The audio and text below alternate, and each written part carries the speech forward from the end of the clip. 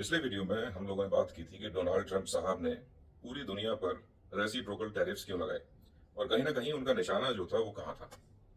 और हमने ये भी डिस्कस किया कि उनका निशाना चाइना की तरफ है, बिकॉज उन्हें लगता है कि कहीं ना कहीं अमेरिका की प्रोमिनेंस को चाइना चैलेंज कर रहा है और वो ये नहीं चाहते हैं।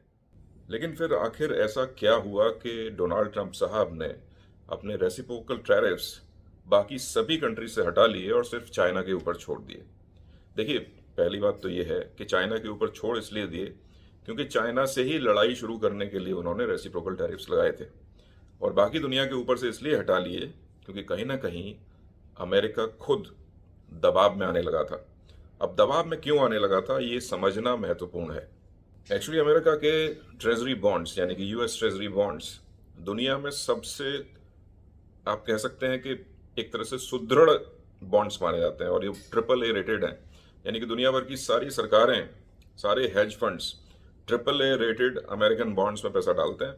अमेरिकन बॉन्ड्स में पैसा डालने का मतलब ये है कि आप डॉलर में इन्वेस्ट कर रहे हैं, और डॉलर क्योंकि दुनिया भर की रिजर्व करेंसी है, सारा ट्रेड उसमें होता है, तो कहीं ना कहीं उसके पास एक पावर है, और उस पावर को सारी दुनिया यूटिलाइज करती है। जब भी कहीं कोई टर्मोइल हो तो डॉलर को सेफ हेवन माना जाता है और यूएस ट्रेजरी बॉन्ड्स लोग खरीद लेते हैं, क्योंकि यहाँ पे तो भाई पैसा सेफ रहेगा ही रहेगा। लेकिन पिछले दिनों में ट्रंप साहब के टैरिफ्स के बाद हुआ क्या कि दुनिया भर में यूएस ट्रेजरी बॉन्ड्स की सेलिंग शुरू हो गई, लोगों ने उन्हें बेचना शुरू कर दिया। तो देखिए, ट्रेजरी बॉन्ड्स के साथ ऐसा है कि जब वो बिकना शुरू हो जाते हैं, यानी कि उनके भाव जब गिरते हैं, तो उन पे ईल्ड बढ़ जाती है, यानी कि उस पर जो रिटर्न है वो बढ़ जाता है। और जब वो डिमांड में आ जाते हैं तो उनकी यील्ड कम हो जाती है। तो बॉन्ड्स की यील्ड लगातार पिछले कुछ समय से बढ़ रही थी।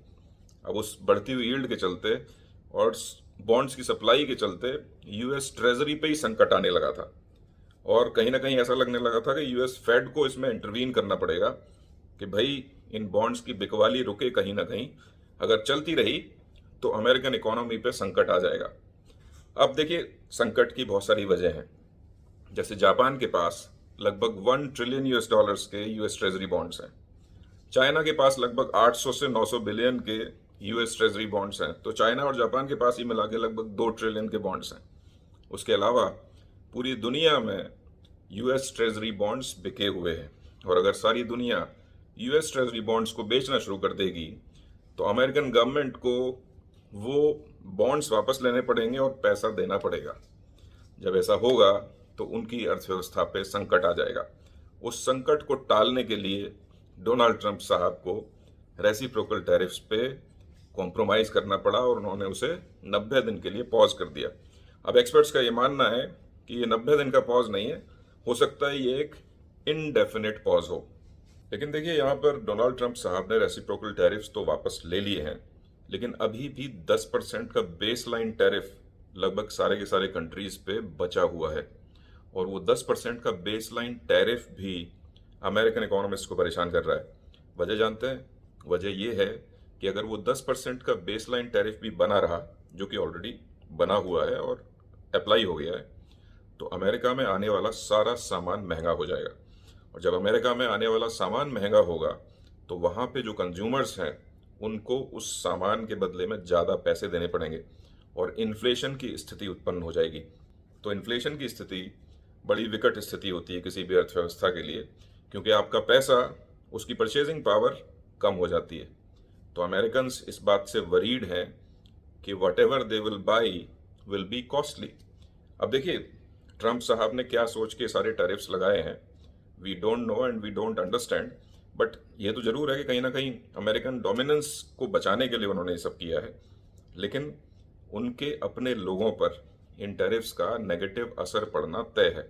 अब देखिए, एप्पल जैसी कंपनी अपने लगभग 90% फ़ोन चाइना और इंडिया में बनाती है। अब चाइना के ऊपर तो यूएस ने 145% का टैरिफ लगा दिया है। बहुत ज़्यादा है वो टैरिफ। उतने के बाद ऑलमोस्ट आप मान के चलिए कि वो दोनों इकोनॉमीज डीकपल हो गई हैं, यानी कि एक दूसरे से हट गई हैं, वहाँ ट्रेड संभव ही नहीं है।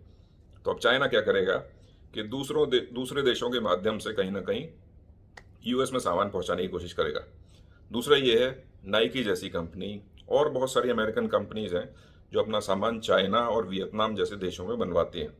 अब वहाँ पे क्योंकि टैरिफ बढ़े हुए हैं, वो सामान अमेरिका में पहुँचते पहुँचते महंगा हो जाएगा, और बहुत सारे अमेरिकन ट्रेडर्स और स्मॉल बिजनेसमैन तो अब ये कह रहे हैं कि they will be out of business, उनके बिजनेस बंद हो सकते हैं आने वाले समय में। तो जो अंदर से अमेरिका के जो प्रेशर आ रहा है डोनाल्ड ट्रंप साहब के ऊपर, वो भी बहुत मैसिव है, और कहीं ना कहीं इस बात की भी संभावना है कि 10% का बेसलाइन टैरिफ भी बहुत समय तक टिकेगा नहीं। अब देखिए, जहां तक चाइना का सवाल है, तो चाइना, क्योंकि पिछले ट्रंप कार्यकाल में भी चाइना और यूएस में टसल चला था, ट्रेड वॉर चली थी एक तरह से, तो चाइना इस बात की तैयारी कर रहा था कि भाई जब डोनाल्ड ट्रंप पावर में आएंगे तो कहीं ना कहीं वो चाइना के ऊपर सैंक्शंस लगाएंगे। दे वर प्रिपेयरिंग फॉर इट। तो उन्होंने क्या किया, अपने बैंक्स को कहा कि भाई अपने इंटरेस्ट रेट कट कर दीजिए, आसान लेंडिंग कर दीजिए अपने लोगों के लिए, जिससे कि वो लोग ज़्यादा कंज्यूम कर पाएँ। साथ ही साथ उन्होंने टैक्सेस को रैशनलाइज करने की बात भी की है, यानी कि टैक्सेस को वो रैशनलाइज करेंगे और अपने बैंक से कहेंगे कि कम लैंडिंग रेट्स पर अपने कंज्यूमर्स को कर्ज दें, तो डोमेस्टिक कंजम्पशन उनका बढ़ेगा। तो डोमेस्टिक कंजम्पशन जब उनका बढ़ेगा तो कहीं ना कहीं जो वो एक्सपोर्ट करते थे वो सारा कंजम्पशन ऑफसेट हो सकता है डोमेस्टिक कंजम्पशन के साथ। साथ ही साथ चाइना भी अब थोड़ा सा ओपन हो गया है। शी जिनपिंग पूरे साउथ ईस्ट एशिया के दौरे पे निकलने वाले हैं, यूरोप के साथ वो ऑलरेडी टच में। तो कहीं ना कहीं वो ये चाहेंगे कि अगर अमेरिकन मार्केट गया तो दूसरे मार्केट्स को टैप करके वो अपना काम चला लें। वो कहीं ना कहीं प्रिपेयर्ड हैं, लेकिन अमेरिका इसके लिए प्रिपेयर्ड नहीं था।